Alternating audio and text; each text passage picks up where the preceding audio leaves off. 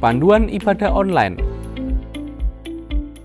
Persiapkan hati untuk beribadah di hadapan Tuhan. Jangan sambil tiduran ya. Persiapkan tempat yang tepat. Disarankan memakai ruang keluarga.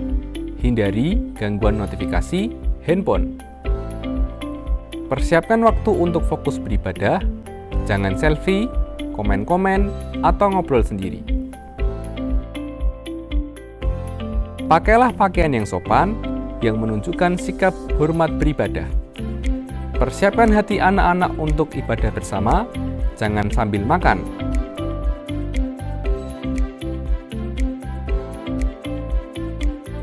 Selamat beribadah.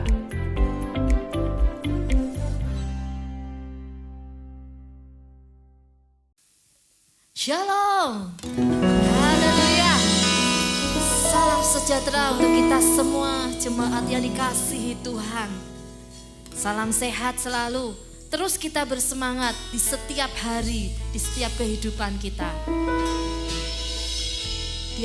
Karena kita memiliki Tuhan di atas segala Tuhan, Raja di atas segala Raja. Sebelum kita datang untuk memuji dan menyembah Dia, mari kita sama-sama berdoa kepada Tuhan. Bapa dalam surga, terima kasih untuk hari ini yang Kau berikan kepada kami Tuhan. Terima kasih untuk kesehatan yang Kau berikan. Terima kasih untuk imun yang kuat yang Kau berikan kepada kami. Terima kasih Tuhan, terima kasih. Kalau hari ini kami boleh beribadah kepadamu, itu adalah kasih anugerah-Mu yang Kau limpahkan atas kami. Dan kami pagi hari ini siap memuji Engkau, siap mengagungkan Engkau, Raja di atas segala Raja, Yesus Kristus namanya. Yang percaya Yesus ada di tengah-tengah kita, katakan sama-sama, amin. Haleluya. Hanya ada satu nama di bawah, hanya satu nama di atas segalanya, yaitu Yesus Kristus, nama yang termulia. Namanya Tuhan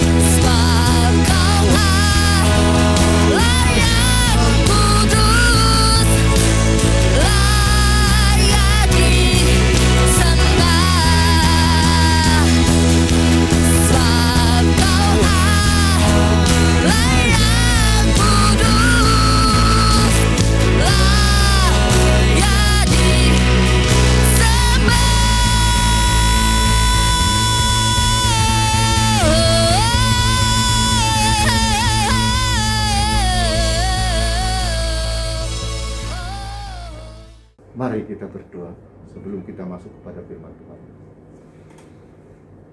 Tuhan, kami sungguh bersyukur pada kesempatan yang indah ini di mana Engkau perbolehkan kami untuk bisa berkumpul, untuk bisa mendengar daripada firman-Mu.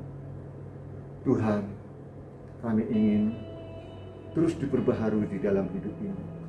Kami ingin dipulihkan karena kami sadar di luar Engkau kami tidak dapat berbuat apa-apa. Hari-hari ini begitu berat tantangan yang sedang kami alami. Oleh karena itu, kami mohon kasih karunia-Mu agar Tuhan terus memberikan kekuatan, memulihkan kami, dan kami menjadi pemenang-pemenang di kehidupan. Terima kasih Tuhan, saya serahkan semua pemberitaan daripada firman-Mu ini di dalam pimpinan-Mu.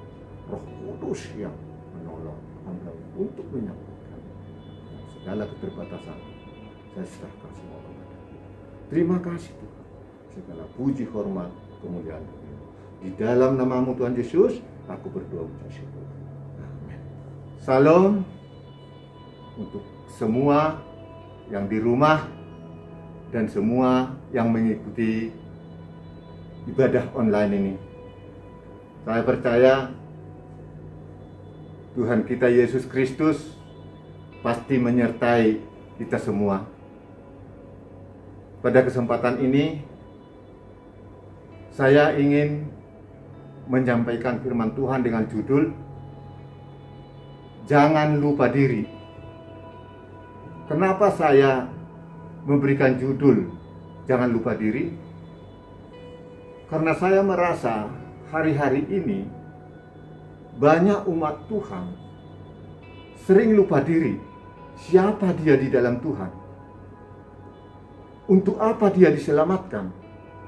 Sehingga banyak melakukan hal-hal di luar kehendak Tuhan.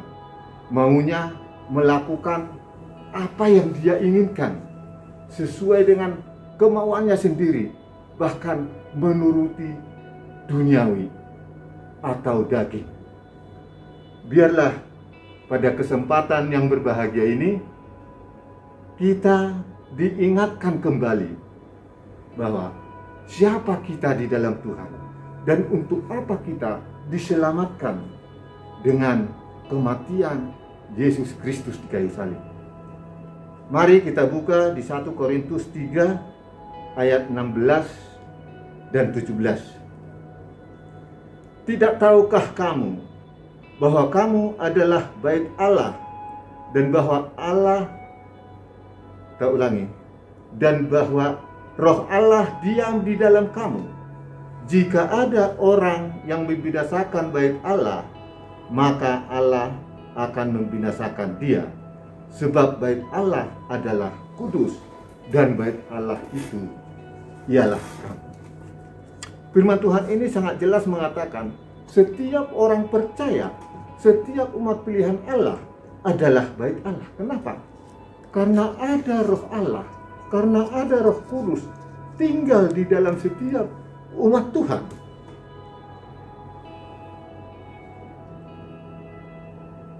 Jadi kita harus lebih waspada, kita harus ingat siapa kita ini, sehingga kita tidak sembrono lagi menjalani hidup ini. Apapun yang sedang terjadi dalam hidup kita, keadaan apapun saat-saat ini yang sedang kita alami, marilah kita ingat, kita ini siapa? Kita ini bait Allah, rumah doa, tempat untuk bersekutu kepada Tuhan, mempermuliakan Allah, mengagungkan Allah. Oleh karena itu, marilah kita jalani hidup ini sebagai bait Allah, sebagai rumah doa.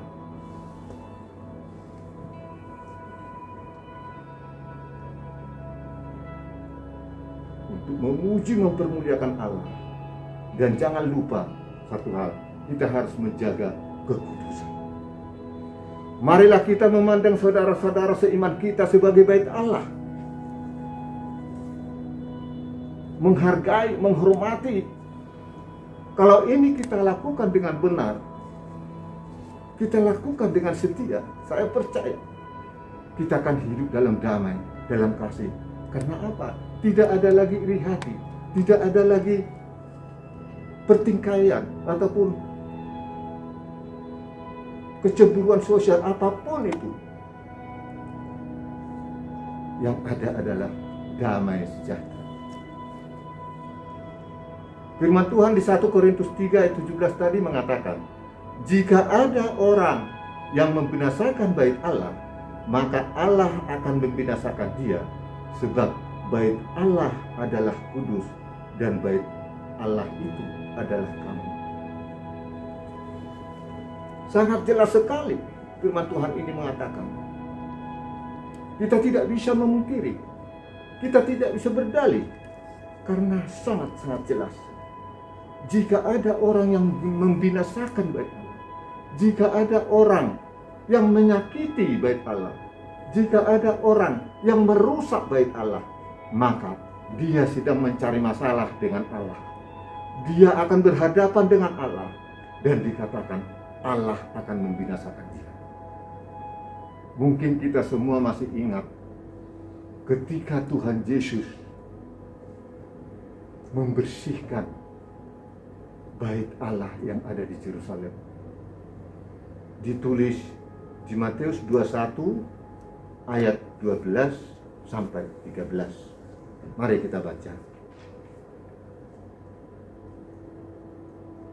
Lalu Yesus masuk ke bait Allah dan mengusir semua orang yang berjual beli di halaman bait Allah.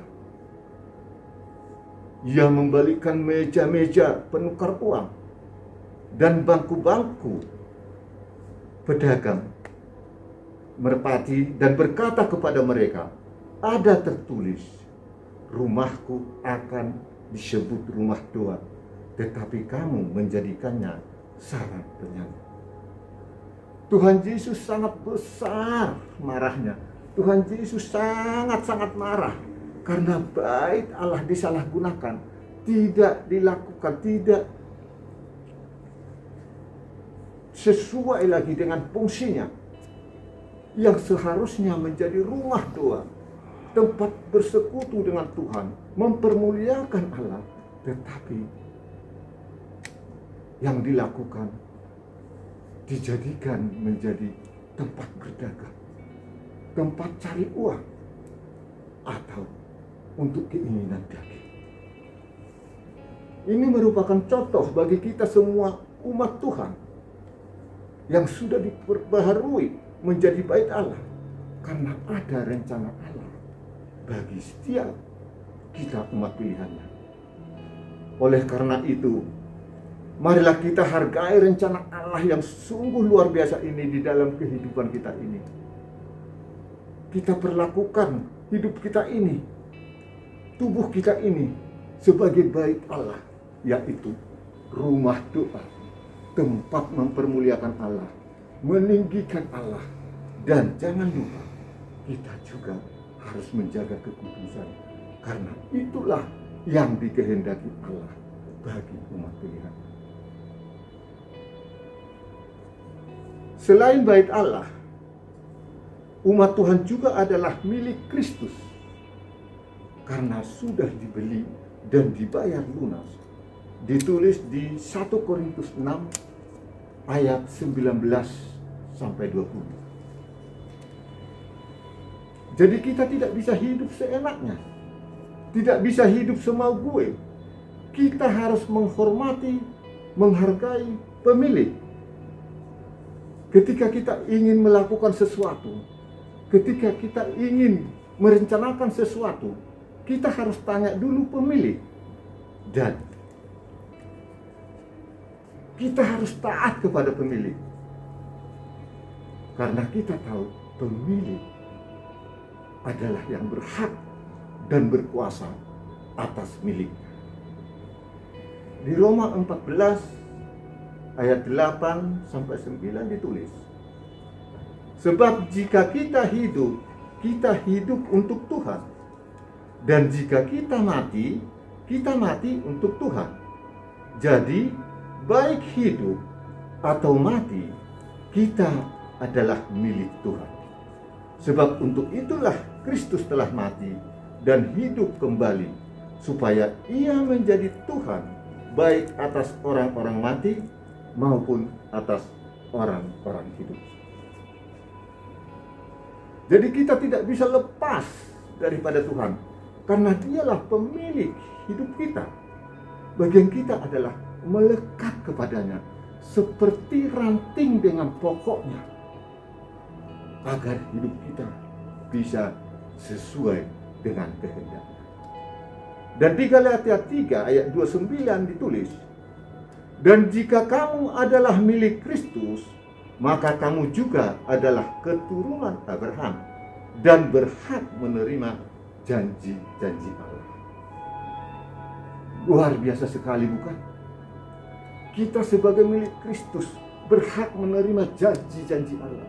Kita tahu begitu banyak luar biasa janji-janji Allah yang disediakan. Kalau kita baca di Alkitab, itu disediakan semua untuk umat pilihannya, untuk orang-orang yang percaya kepada Tuhan, untuk umat pilihannya, termasuk kita ini.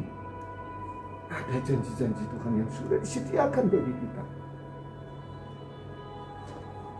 Oleh karena itu, marilah kita lebih sungguh-sungguh lagi di dalam mengiring Dia, agar janji-janji yang sudah disediakan Allah itu terjadi di dalam hidup kita. Satu hal lagi yang selalu kita ingat, ditulis di Galatia 5 ayat 24. Barang siapa menjadi milik Kristus, Ia telah menyalibkan daging dengan segala hawa nafsu dan keinginannya. Inilah yang menjadi pedoman bagi kita, menjadi dasar bagi kita untuk mendapatkan janji-janji Allah. Tidak cukup hanya iman, percaya, tetapi ada bagian yang harus kita kerjakan dan ada bagian Allah. Selain bait Allah dan milik Kristus, umat Tuhan juga disebut sebagai tubuh Kristus.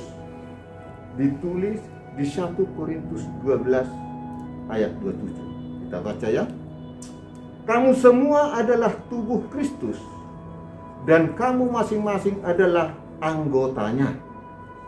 Ini menggambarkan bahwa setiap orang percaya harus menyatu atau melekat kepada Tuhan seperti ranting tadi dengan pokoknya.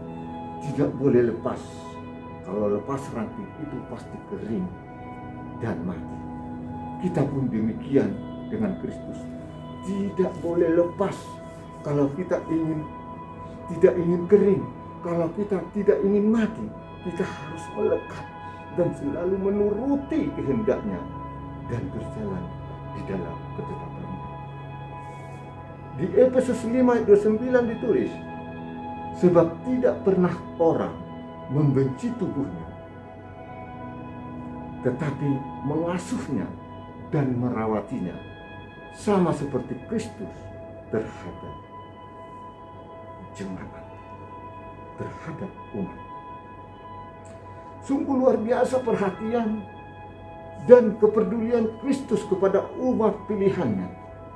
Digambarkan seperti manusia dengan tubuhnya.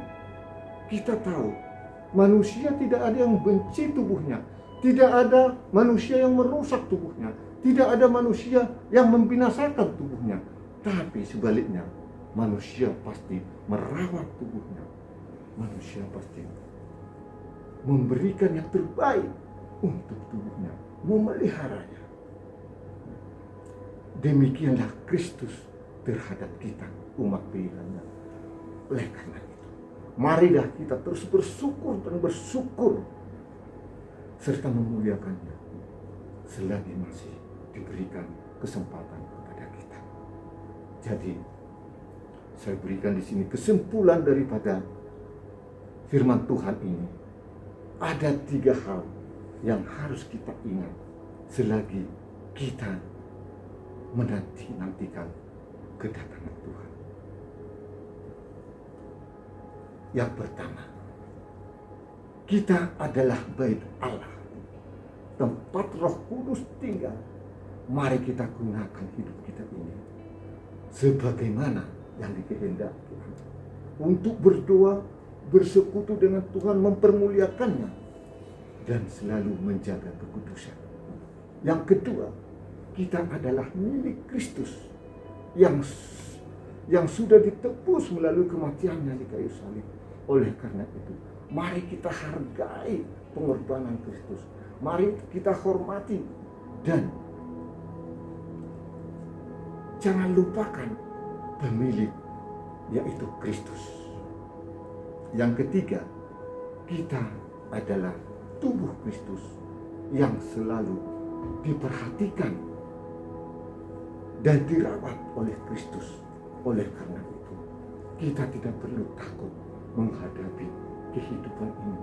Apapun yang terjadi dalam hidup kita, tantangan apapun yang sedang kita alami saat-saat ini, kita percaya Kristus bersama dengan kita. Ada Roh Allah di dalam kita. Amin. Mari kita doa ya. Kita akhiri, kita berdoa. Tuhan, kami sungguh bersyukur pada kesempatan yang luar biasa ini, di mana kami boleh mendengar firman-Mu, Tuhan. Engkau membentuk kami, Engkau menjadikan kami baik, Allah. Engkau memiliki kami, dan kami ini menjadi tubuh.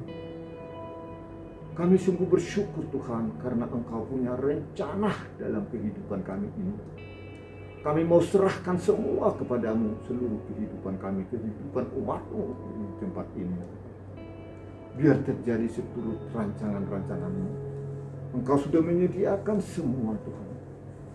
Kuatkan, teguhkan kami untuk dapat terus melakukan apa yang Tuhan mau, apa yang Tuhan kehendaki dalam hidup kami. Kami sungguh percaya di masa pandemi ini, Tuhan tidak pernah meninggalkan membiarkan, tetapi selalu menyertai. Tuhan, terima kasih. Nama-Mu dipermuliakan, Nama-Mu ditinggikan, dan diagungkan. Terpujilah Engkau. Di dalam nama Tuhan Yesus Kristus kami berdoa.